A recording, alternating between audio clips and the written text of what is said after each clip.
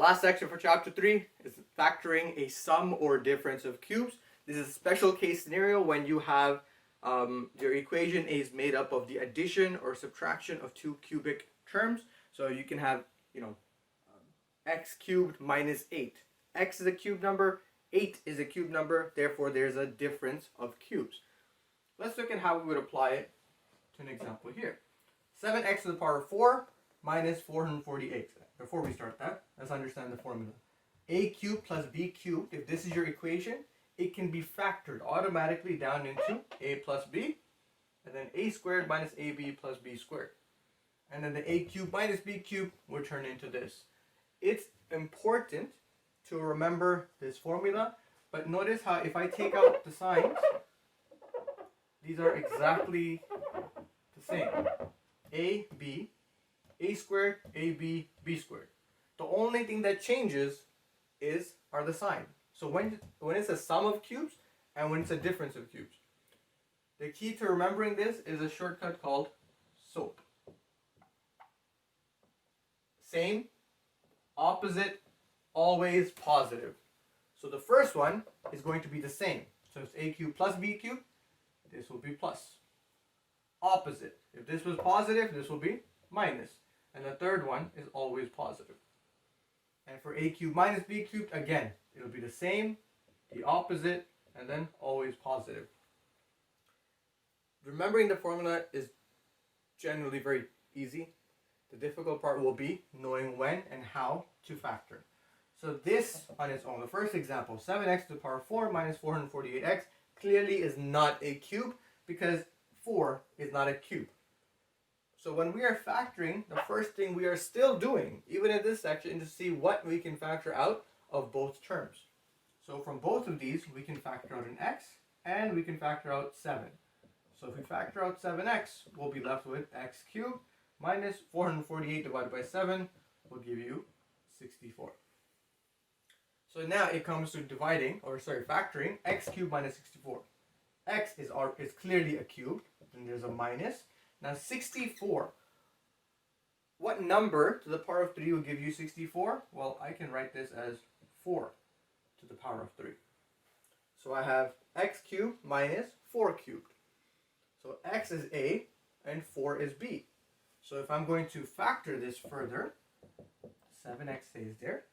This whole bracket here turns into this long bracket, these two brackets in this format. So a minus b. A is x, b is 4. So x minus 4. Then I will do x squared plus ab.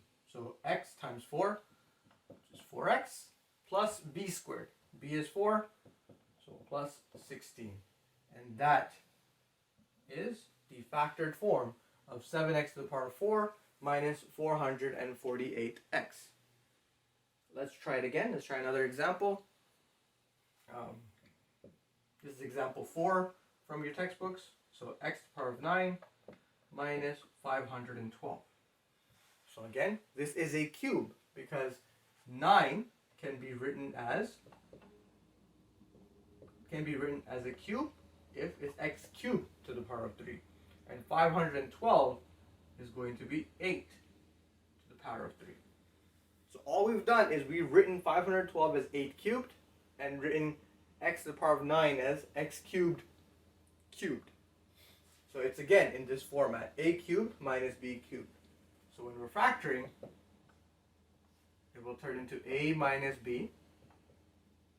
A is x cubed minus b, which is 8. Then I have a squared, which is x cubed to the power of 2, x to the power of 6, opposite sign, and then I have ab, which is 8x cubed, and the final thing is b squared, which is going to be 64. Now the way it's designed, you cannot factor this further. For the most part, that is going to be done. There's no point in factoring further, but you may sometimes be able to factor this further. Now x cubed minus 8 is also a difference of cubes because 8 is 2 to the power of 3. So I have to factor that further and write x minus 2 x squared plus 2x plus 4. And then x to the power of 6 plus 8x cubed plus 64. And that would be your final factored form of this equation. This is one of those, again, it's a very simple process, but you need to practice the sum of cubes and the difference of cubes and being able to recognize it. Right? What's the key? That if you can turn the first term and the second term into a cube, then it's the sum or difference of cubes. Notice that there's only 2 terms involved, just like difference of squares. If you have more than 2 terms, then it's not going to be a sum or difference of cubes. Then you have to factor it the other way that we talked about in 3.6.